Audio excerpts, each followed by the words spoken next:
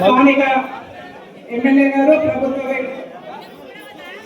BLA గారికి మన ఈ కార్యక్రమానికి ముఖ్య అతిథిగా విచ్చేసినటువంటి గౌరవనీయులు జిల్లా ఇన్ఛార్జ్ మంత్రివర్యులు అట్లూరి లక్ష్మణ గారికి, గౌరవనీయులు ఉత్తమ పార్లమెంటేరియన్గా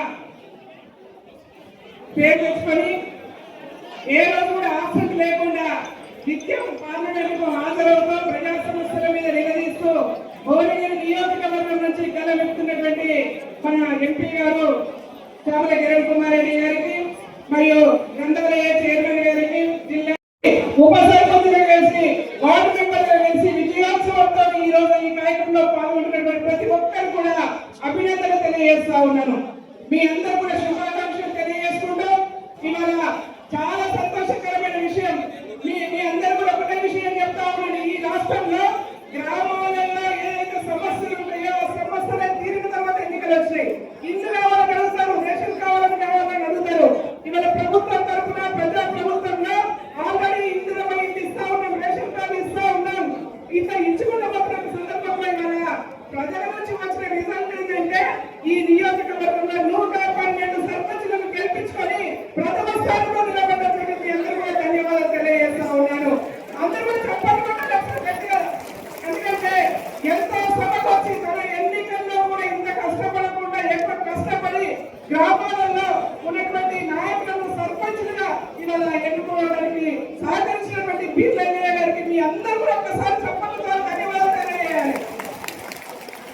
ముఖ్యమంత్రి మీ అందరి మీద కూడా ఒక మంచి బాధ్యత ఉంది. ఎందుకంటే గ్రామాలలో మీరు చేయాల్సిందంటే ప్రజా పరిపాలనలో తీసుకుంటున్నటువంటి విషయాలను గడప గడప తీసుకెళ్ళగలిగితే మీ విజయం సాధించినట్టే.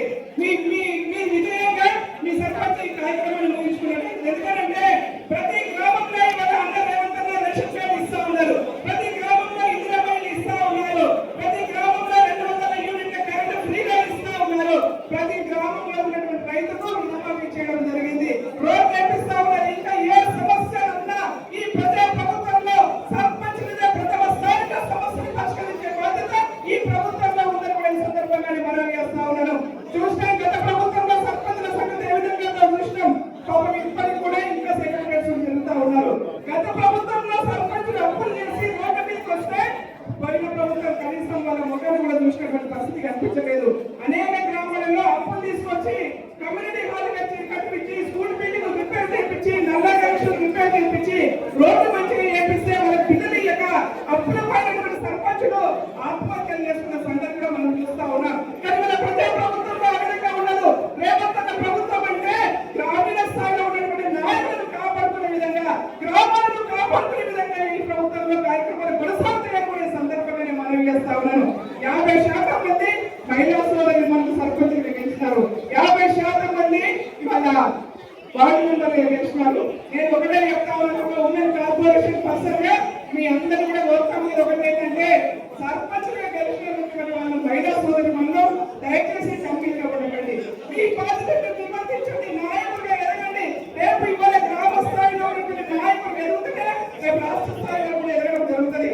కాబట్టి గ్రామంలో ఉన్నటువంటి కొత్త కావచ్చు, ఒక నెల రోజులు కొత్త ఉంటుంది, 2 నెలలు 3 నెలల నుంచి మీ కార్యక్రమాలు పెట్టేయండి, మీ బాధ్యత మీరు నిర్వర్తించండి.